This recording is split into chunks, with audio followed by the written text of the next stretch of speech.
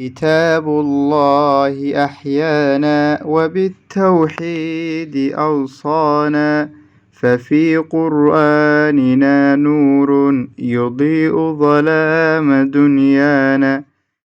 الحمد لله رب العالمين، والصلاة والسلام على نبينا محمد وعلى آله وأصحابه ومن تبعهم بإحسان إلى يوم الدين. وعشركii 68aad qeybtii labaad ee dhisidda ubadka ee barnaamijkeenii barbaarinta ubadka. waxaaynu soo dhisanay, aynu soo weydnay siyaabaha ubadka looga dhiso marka dhinaca shucuurtooda. waxaaynu qaadan doonaa maanta oo aynu sii wadaynaa qeybtii saddexaad oo ahayd marka ubadka in loo keeno oo loo soo iibiyo hadiyadaha. maanta waxaaynu markaa dhinaca hadiyadahan sii dhammaystiri doonaa. laba qodob baynu kasoo qaadan doonaa. waxaynu eegaynaa qodobka koowaad, haddaba maxay tahay faa-iidada ku jirta in ubadka hadiyada loo keeno, iyo qeybta dambe oo ah waa maxay talooyin kooban oo markaa waalidka aynu siin doono insha allah. qeybta ugu horeysa waxaa faa-iidooyinka waxaa la yihahdaa waxaa ka mid ah oo dee qof kastaba maxay u ogyahay ama uu garanayo. horta hadiyada qofka loo keenayaa ama ubadka yarar aan u keenayna inay tahay waa maxay wax markaa horta degdeg si waa maxay aanay ogeyn loogu keenayo. markay saa guriga loogu keeno oo markay saa u arkaanba waxa la yiraahdaa horta markaba waxa isbedelaya dee waa maxay dareenkooda markaba isbedelaya. oo markuu qofku yiraahdo hooyo ama aabo waxaasan maanta kuu soo iibiyay, aad buu u farxayaa marka. waxaana la yiraahdaa inta badan waxay kor u qaadaan waa maxay dhinaca markaa dee jacaylka iyo maxay kalgacalka ubadka iyo waalidka maxay ka dhaxeeya. haddaba faa-iidooyinkaynu bilaabaynaa. faa-iidada koowaad ee ku jirta ubadka inaynu hadiyado u keenno waxa weeye ubadku waa maxay inay horta bartaan oo ay ku tababartaan macnaha akhlaaqda wanaagsan ee ah macnaha in wax la bixin karo oo qof waa maxay wax loo keeni karo, isla markaana waa maxay iyagoo dee ku baranaya inay ka fogaadaan oo ay ka fogaadaan macnaha waxaan dee inaanay marka anaaniye iyo waa maxay waxba aanay ka ahayn, laakiin in qofku waa maxay hadiyad waa maxay loo soo hadiyeyn karo, loo keeni karo. marka waxay kaloo maxay kusii baranayaan halkaas sii raacsiisan, waxay dee arkayaan waa maxay dadka waalidkoodii macnaha ubadka yara say wax ugu soo qaadayaan oo ay ugu keenayaan macnaha waa maxay waxa la dhahaa dabaaicdooda iyo markaa dhaqankooda iyo shucuurtooda ayay markaa waa maxay bedeleysaa. markaa waxayna gelinaysaa baa la yidhahdaa maxay jacayl markaa wanaagsan. qodobka labaad waxa weeye waxa la yiraahdaa ubadka waxay ka saacidaa oo ay ku dhiirigelinaysaa haddii marka uu jiray shay aan waa maxay u dhibsan jiray ama aanu shay samaynayn ama shay markaa waa maxay aanu dee jeclayn shay gaar ah, haddii wax loo keeno ama wax loo keeno waxaa meesha baa la ka dhalanaysa shaygu waa maxay inuu jeclaado marka, oo shaygu ka cararaya ama uu karahsanaya ama uu diidanaa, haddii shayga waa maxay loo keeno hadiyada inuu jeclaado shayga maxay si fiican u sameeyo. ka saddexaad waxaa la yiraahdaa macnaha ubadka waxay markaa dhaxal siisaa marka ama ay dareensiisaa daaqada marka iijaabiga ah, macnaha shay wuxuu waa maxay uu fahmaya ama uu arkaya positive oo markaa wanaagsan, isla markaana maxay wanaaga ku jira maxay gudihiisa ayaa markaa soo baxaya.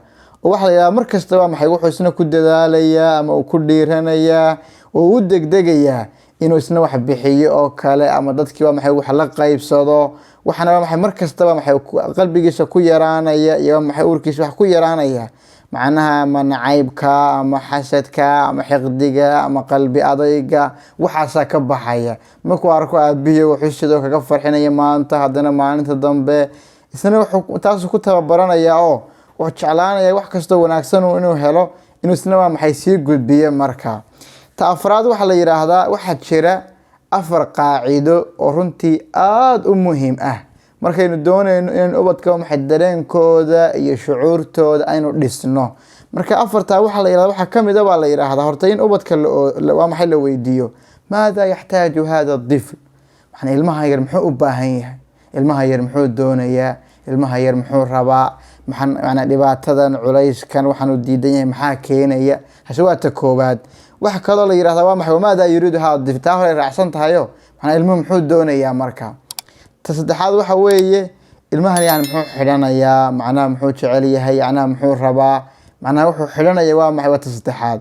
ta afraad waxaa la yidhaahdaa macnaha ilmahan in la isweydiiyo talo muxuu akhrinayaa, muxuu jecel yahay inuu akhriyo, macnaha shaygan isagu doonayo markasta hobbigiisa ama jacaylkiisa inuu markasta akhriyo, macnaha inuu waqtigiisa inta badan ku bixiyo in la ogaado iyadana waa muhiim. marka ubadku waa maxay haddii la ogaado waxay rabaan iyo waxay u baahan yihiin iyo waxay xidhanayaan markastaba, iyo markay waqti helaan firaaqo hayaan waxyaabaha ay jecel yihiin inay waqtiga ku qaataan, haddii intii waa maxay waalidku isla helaan isla fahmaan, dee markaa waa maxay maskaxdoodii iyo waa maxay shucuurtoodii ayaa markasta waa maxay wanaagsanaanaysa. marka qaybtaasi waxa weeye iyaduna faa'iidooyinka faraha badan ee inaan soo koobi karayn ee ku jira macnaha ubadkeena inaynu dee kaga farxino markasta waa maxay aynu ku dadaalo inaynu markasta shucuurtooda iyo farxadooda maxay aynu kor u qaadno. marka qaybta aan kusoo gabagabaynayaa waxa weeye waa 4 naseexo oo guud oo iyaguna caam iska ah.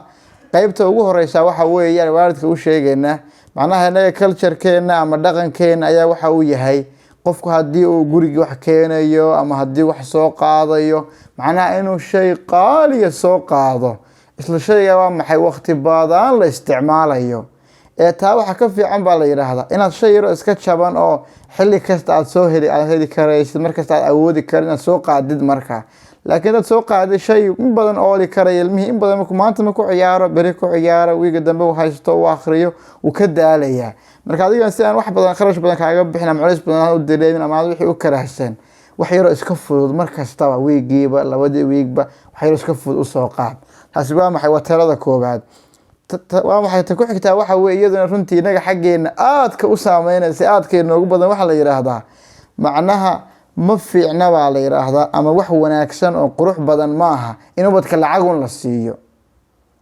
macnaha inaga halkeena ilmuhu waxa uu soo ordayaa ama uu xanaaqayaa ama wax uu rabaa ama uu caanaya inta yar qaado iga tag baa leeyahay 2,000 3,000 qaado leeyahay marka iska cararaya. marka waayo waxaan u baahanay uu soo ordayaa lacag yar marka waa maxay la siinaya. macnaha taas culimadu waxay yiraahdaan markii qolyahan ka sheekay maxay tarbiyada iyo akhlaaqda ubadka waxay yiraahdaan waxay dhaxal siinaysaa oo ay dowr ku qaadanaysaa taasi macnaha inuu ilmuhu ka fasahaado macnaha akhlaaqdiisa marka ay ka dhimato marka ay ka tagto, isla markaana waxa la yiraahdaa wuxuu ku fakarayaa oo maskaxdiisa iyo maankiisa ku qafilmaysa markastaba lacag markasta lacagtii uu ku weydiiyo. laakiin haddii options badan uu haysto uu ogyahay waxyaabo kala duwan inaad u keenayso dee kuwa kale marka ayuu ka fakeraya maanta wax wanaagsan wax ka akhriyo, beri wax ku diyaariyo, beri meel ku qabsan karo. macnaha wuxuu shucuurtiisa maxay dareenka aad baa maxay marka u koraysaa marka ma u dhismaysa markaas waxa inta kii hore ka sii sareeya ayuu ku fakeraya. laakiin haday noqoto lacag yar la siiyo intuu caalaro buu deenacna ay wax ku soo qaaday cunaya bis waxba kama hayo, maankina maad korin, aqligiisa maad korin, dareenku waa maxay shucuurtiisa maxay umay korin, waxba umay soo korin. marka laakiin waxyaabaha maxayadana xagga lacagta waad ka ilaalinaysaa mar dhifood aad maartay laga maarmi waayo mooyaane taa waa iyadana maxay naga yareeya. saddexaad waxa la yiraahdaa lacagta aan ugu bedeli karnaa macnaha mahaaraad baa jira waxa la yaqaan skills. marka ubadka yar in lagu tababaro macnaha waxay qaban karaan imka wadamada kale waxa la sameeyaa ubadka yar waxba loo soo qaadaysan oo ku ciyaari karo, waxa laga yaabaa shaygaas inta loo soo qaado oo loo kala furfuro ama waxyaabaha ay ubadka ku ciyaarayaan in waa maxay uu de mahaaraad macnaha ama xirfad kale ama xirfad uu ka helo maskaxdiisa waxay isku bedesho. macnaha waa maxay inuu waa maxay uu isku dayo inuu isagu waxa kan kuwa maxay ka duwan oo kala waxan u haysto wax ka duwan inuu marka keeni karo. marka dhinaca kale ee waa maxay waxa la yiraahdaa dhinaca xisigiisa ama dareenkiisa ama maxay waa xubnihiisu waxay shaqeynayaan oo kale ama ku ciyaaraya ama kuwa maxay qabsanaya oo kale waxyaabaha mid qofka waxa la jirkiisa waxa furfuraya waxa sidoo kale macnaha maankiisa maskaxdiisa waxa furfuraya kuwa lacagta inuu bedelo. marka taw dambaysa iyadana waxa weeye marka aynu u soo qaadayno ama wadkaan hadiyad u keenayno ama aynu kaga farxinayno oo kale de macnaha waa in ay marka ay inoo lahaato xilli marka kala duwan. macnaha haduu de maada wax fiican keeno oo kale haduu waa maxay wuxuu rabay aad ka si fiican uga soo baxo oo kale macnaha taa wax la yiraahdaa waa in iyaduna ku xadidan tahay ama og tahay ubadkan waxa marka hadda ugu soo qaadaysid. waxa kale iyaduna muhiim ah la yiraahdaa inaad u soo qaadid wax macnaha wanaagsan oo uu ka faa'iidi karo, wax wanaagsan oo maxay uu ka faa'iidi karo oo isagana maxay nafci u leh waxtar u leh in markaa loo soo qaado. laakiin haddaynu usoo qaadno wax yaraan nafci lahayn ama maskaxdiisii dhaawac u geysanaya ama jirkii dhaawac u geysanaya ama waa maxay waxbarashadii uu kaga mashquulayo, taa wax la yaabaa wax baa maxay faa'iido marka uma laha. marka casharkan iyo cashar ka horeeyaba waxaanu kaga waramaynay inaynu markaa ubadkeena aynu dhinaca shucuurta u dhisno, inaynu usoo qaadno oo aynu u keenno hadiyado markaa maxay kala duwan, kuwa aqoonta ku saabsan, kuwa maxay ka waramaya, kuwa maxay ku ciyaari karo oo kale, kuwa maxay waxyaabo aad sa u kala duwan markaa usoo qaadno. faa'iidooyinka ay leedahay maxay loo keeno inaga sheegnay, waxyaabaha naseexayda ama talooyinka guud markaa inaga bixinay. Ugu muhiimsan waxa weeye macnaha lacagaha ubadka inta badan inagu aynu bixino ama aynu siino aynu markaa waa maxay ka yar bedelo waxyaabaha maankooda, shucuurtooda, dareenkooda dhisaya, kor u qaadaya, isku daya jirkiisa inuu furfurmo aynu ku ugu bedelo insha Allah ta'ala. inahaas aynu kusoo koobaynaa waa inoo casharkeena dambe. wallahu subhanahu wa ta'ala a'la wa a'lam.